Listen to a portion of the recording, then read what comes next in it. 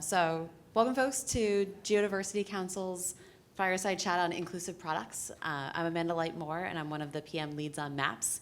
And so with that, I'd like to introduce our moderator, Brandy Mihailovski, who has been at Google for about 9 years, works on her Executive Summits team.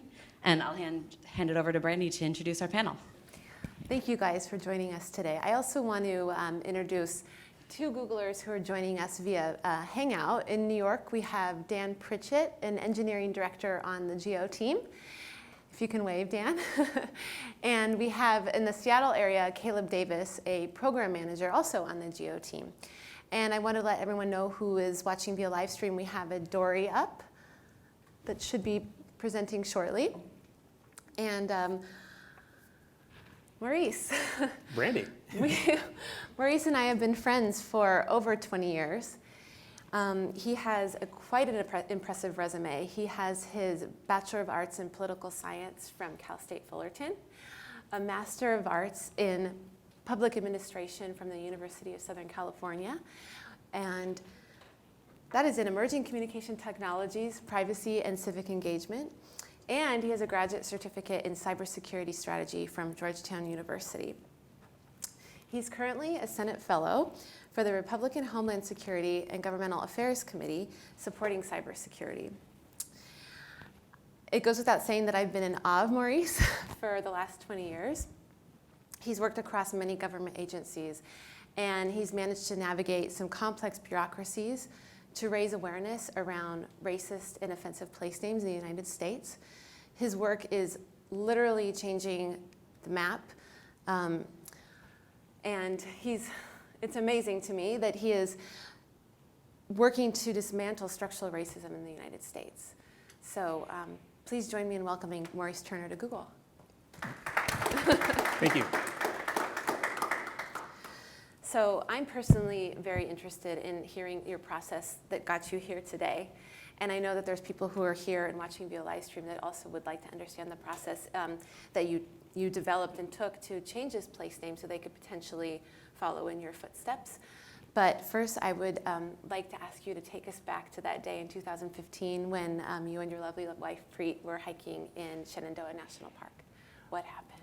Well, excellent. Thank you. I appreciate the time that you all are offering me so I can share my story. We'll start a little bit earlier than 2015. I grew up in Southern California and recently moved to the DC area. And so I decided that I needed to get out, see what's going on in Virginia, since that was going to be my new home.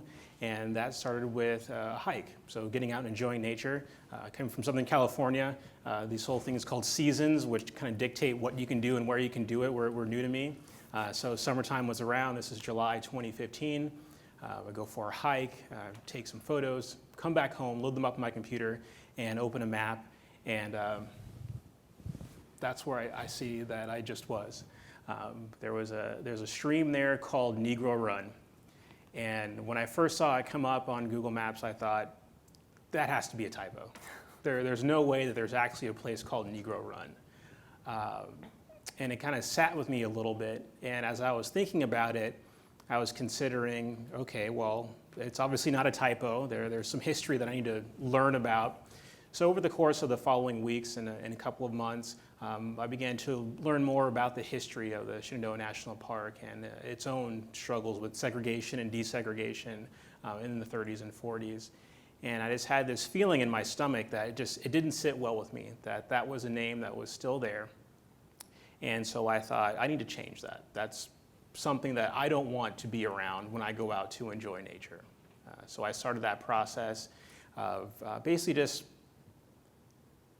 shooting off emails as far as I could to whoever I could think of that might actually have some power. So I sent emails off to the park superintendent, the region director, the director of the National Park System, the secretary of the Department of the Interior, just anyone that I can think of that might actually have some power to help make this change come about.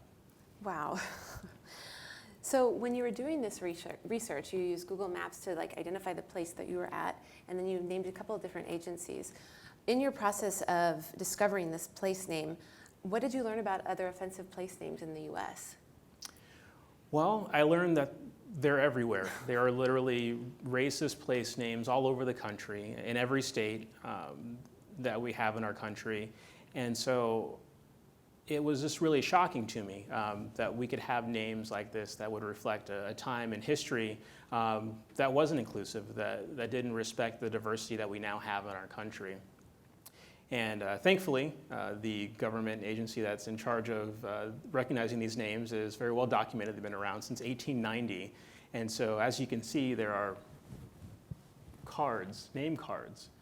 And one of the things that I learned was that Negro Run was actually a compromise name. That was a name that was applied in the early 60s. It used to be called Nigger Run, which, you know, is something that I had to come to terms with. It's not a word that I like to use, or not a word I like to hear, but I recognize that our words have power, and there is a certain power in using that word either, you know, toward people or around people, because it's meant to hurt. It's meant to inflict a level of pain upon people that are being referred to in a derogatory sense. And that helped push me toward you know, going through the effort and following up over the months, which ended up being over a year, to get the name changed. Interesting little note of history. 1933, as we saw on that name card, the name was actually changed to Nigger Run. I believe that there's a correlation between the timing of that change being 1933, because in 1932, the Shenandoah National Park was actually supposed to have a concessions facilities built in an area of the park that was desegregated and meant to serve only colored people, as they were referred to at the time. So in my mind, the only reason that the name could have been changed from its original name, Thames River, to something that is so blatantly offensive is that there were a dedicated group of people who lived nearby that felt so strongly that the name needed to change that they actually petitioned the federal government and proposed to have this change, and then that committee, the Domestic Names Committee, actually agreed to change the name. What was the process like to actually find this documentation? Was it relatively easy to uncover these documents? The information is there, but it's not easy to get to. Okay. So obviously, you need to know that it's the Department of the Interior that is then over the U.S. Geological Survey, that is then over the Board of Geographic Names, which is the home of the Domestic Names Committee. So you have to go through several layers of bureaucracy to actually find out who's responsible for the names and where that information is kept. So it took some digging, it took some research. Thankfully, we're living in a time where a lot of information is available online if we're willing to search for it. So I was able to find it, and they were very diligent in their record keeping. And so that's how I was able to find that name card and find those board minutes where they actually captured some of their conversations they had at board meetings to make some of these name changes. Can you tell us a little bit about this documentation right here? Certainly. In the early 60s, then Secretary of the Department of the Interior, Udall, sent out a memo saying that as part of the rise of the civil rights movement at the time, it became clear that there were certain names and certain words that were universally derogatory. And so he directed the Names Committee to make a system-wide change. So to change every instance of nigger to Negro, which in his mind was a more appropriate name to use, which here we are all these years later, you know, that is still as offensive as I'm sure it was then. But that was the compromise that he was able to come up with. That was the direction that he gave. Okay. And so there was a sweeping change. There's only one other instance of a sweeping change like this, and that happened in 1974, where the name Jap was replaced at a system level with the name Japanese. So of all of the derogatory names you can come up with in your mind that would disparage someone's race, ethnicity, cultural background, there's only two that this committee view as being derogatory. There's only those two words that they will refuse to approve in a name change.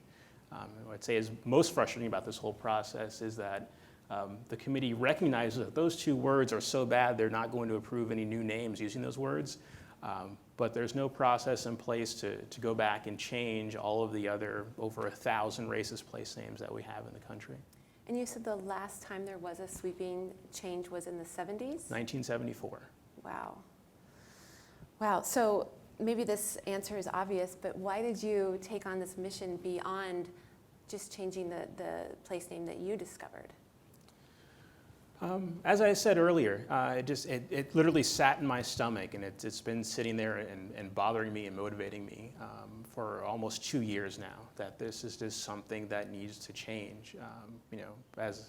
As we've talked about, we've known each other for 20 years, and the reason that we know each other is very memorable in that we would go on these field studies, these field trips through our high school biology class, and it was such a strong, positive experience to go out in nature, meet new people who would then become friends, experience all the variety that we have in our country in a natural way.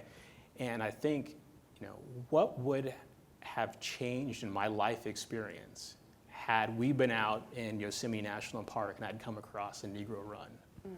How would I have been able to cope with that? How would my teachers, my friends, my family been able to explain to me at a young age, why that name exists and why it exists in such a official capacity? I'm guessing there's a lot of people who are inspired. They're going to want to help you with this mission. And I know that Dan and Caleb, who are joining us, were on the receiving end of a lot of documentation from you and of your story. I was hoping that Dan and Caleb, you can help us kind of understand the documentation that Maurice provided for you guys to help you make this change on maps. Sure. Most of it really boiled down to the official reports from GNIS. Those reports are really what we need in order to make changes on the map.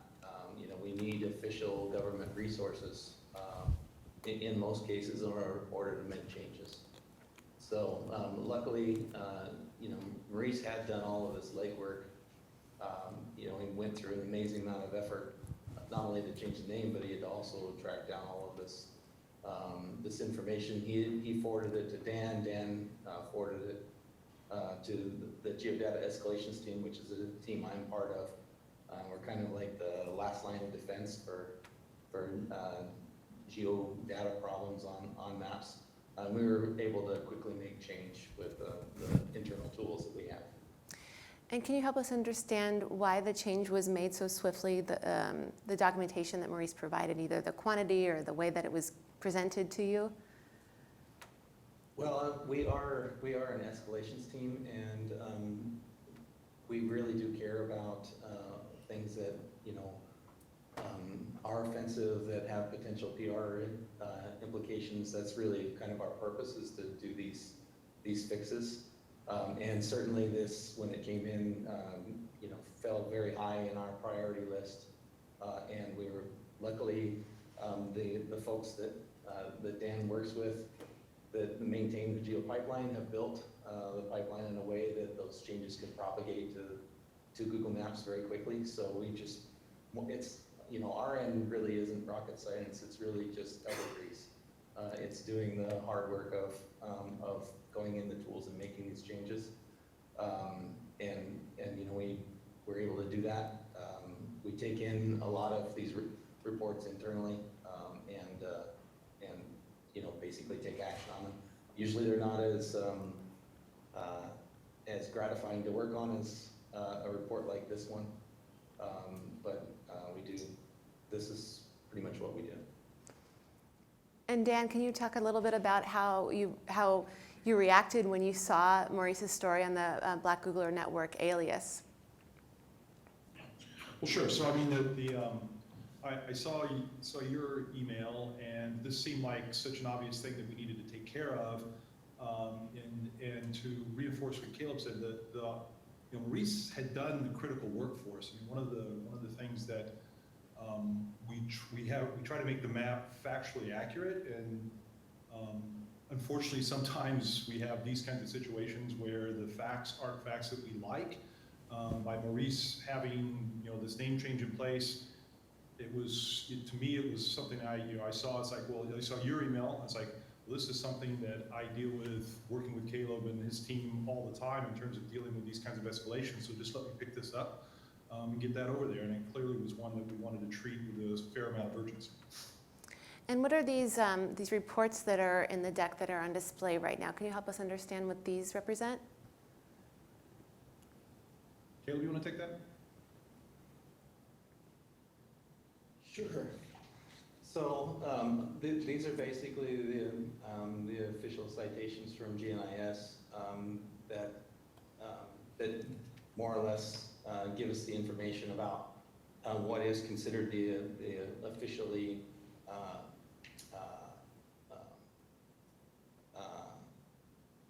basically the official government name.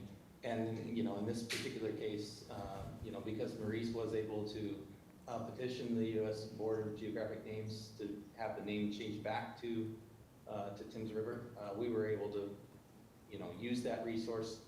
We're basically allowed to do that. There are a lot of implications for us as far as what resources we can use. So we really do have to limit it to a fairly small number of things like official government resources and resources that are explicitly approved by our RP Council.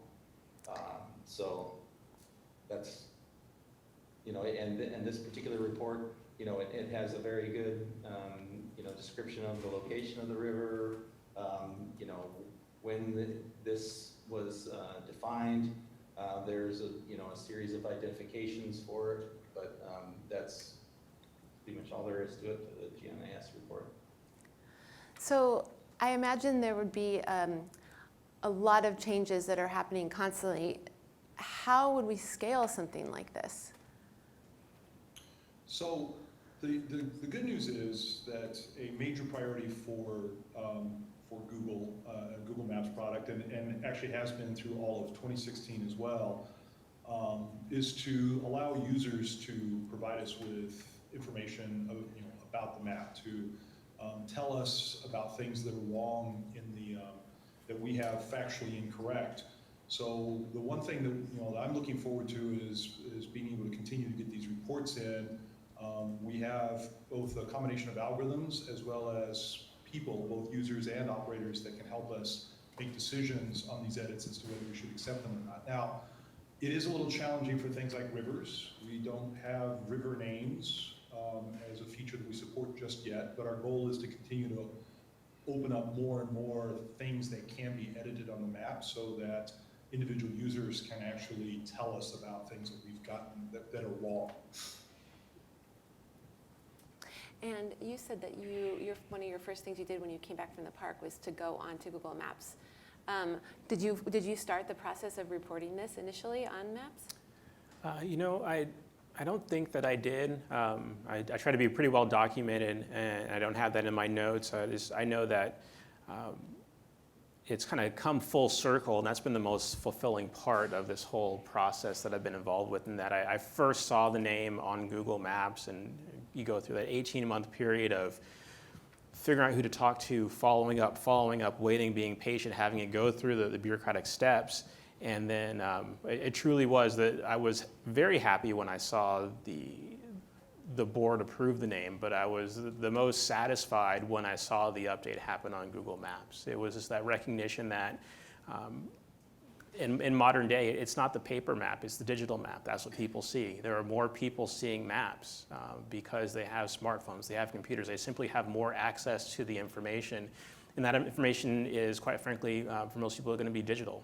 So it may take 5-10 years for paper maps in the area to be updated. It may take another 10 or 20 years for books to be updated. It might even take a full generation before the people who live in that area change the name they use colloquially. But for Google Maps, it happened in 24 hours. And the impact of that has the potential to reach millions of people. And so that's probably the most proud that I am of this whole process, is that so many more people have access to this new name. And it gives so much more weight to the power that we all have to be able to change names, to change things that we see as being wrong, and standing up and saying, hey, this is absolutely not right, this is offensive, this is derogatory. Maybe not to me personally, but it's derogatory to someone that I know, or someone that I could know, or just in general. So there's that ability to change it and have it reach all those people. It's just, it's pretty incredible. So what are you doing to change place names beyond Google Maps? Well, I'm just here in my personal capacity. I'm not here, representing where I work or my fellowship. And my role personally, the way that I see it is to show people that there's a way to make this change happen. There are over 1,400 racist place names. There are places like Dead Negro Hollow in Tennessee, Dago Springs, Chinaman's Hat, just Squaw Tit Summit. And there are so many names that are out there. So I would just say that if you come across a name when you're out walking around and enjoying nature and you think that that name needs to be changed, there is a process to go through. The change can happen, but the only way the change can happen is if someone submits a proposal and says, hey, there's something wrong with this name, here's a better idea. Please go ahead and at least have the discussion with the local community to come up with a better name, something that's more reflective of the community as it is today, not as it was in the past where derogatory names were more acceptable. I imagine there are going to be a lot of people who have some passion around this and would like to help. What would you suggest their first steps be, or how can they help you? And what are your next steps going to be? This was a big next step, was just coming out and sharing my story. So I appreciate you inviting me to the Google campus and for all of you coming out and all of you, wherever you are in your offices, and hearing firsthand what I went through. I just ask that you find a name that you find offensive, and you take the 5 or 10 minutes, learn a little bit about the name, and propose a better alternative so that way the process can start. And I'm hoping that once that decision is made, there'll be another quick turnaround so the Google Maps team can make that change digital and reach more people. So if you're interested, feel free to contact me via email. There's a very long spreadsheet that I have. I'm more than happy to share with anyone who'd like, but there are plenty of names out there. Just, next time you're out walking around, everything has a name, and some of those names aren't appropriate anymore. And we know the power of language, and we know how it can hurt, but we also know how it can help. So let's try to come up with some better names for these places that need to be changed. And you're going to be running in the Shenandoah National Park Half Marathon, right, to raise awareness? I am. So over Labor Day, I'm going to be out running. Not my favorite thing to do, but I figure it's a good way to get out and enjoy the park, and I want to go see that new Thames River.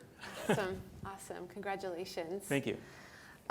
So now we'd like to open the session to either live Q&A or the Dory questions. Does anybody in the room have any questions, pressing questions for Maurice? How about, In the intro that you gave, I think you said that one of Maurice's goals was to dismantle structural racism. that was my take on what he's doing. Oh, okay. So I wanted to ask you more about that. If that's one of your goals, is this just one piece of that goal? Or? It's one piece. I'm definitely a process-oriented person. I have a professional career in government, and so I like those details just to be perfect because I know that that's where a lot of the challenge lies. There are lots of big problems that we all need to work on, and those can sometimes be intimidating. So I like to look at the details and say, okay, what's something that I can do as an individual to have an impact on? Because the racism and the racism's out there everywhere, and so I believe that it's up to everyone to take the opportunity to find a little piece of it wherever they happen to be and take that on as a challenge to get rid of it. So for me, it was Negro Run in Shenandoah National Park in Virginia. And I think that if I can go out and get one little creek or river renamed, that anyone else can go do it. And the cumulative effect of that is you would then have over 1,400 pieces of institutionalized racism gone, right? The challenge, I'm sure as the folks in the GEO team understand, is that there's this balance between factual accuracy and historical records. So I think it's important to recognize that there is history behind these names.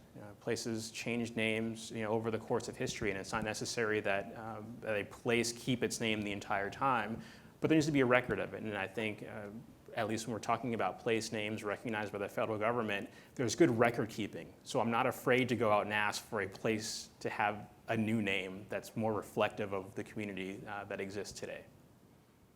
So that's my contribution to it. I can't take on all of it and fix racism in America, but I took on a racist name of a river in a national park in Virginia. So that way, tomorrow, 10 years from now, 100 years from now, no one else has to see that and have that negative experience. They can go to that national park and have a positive experience.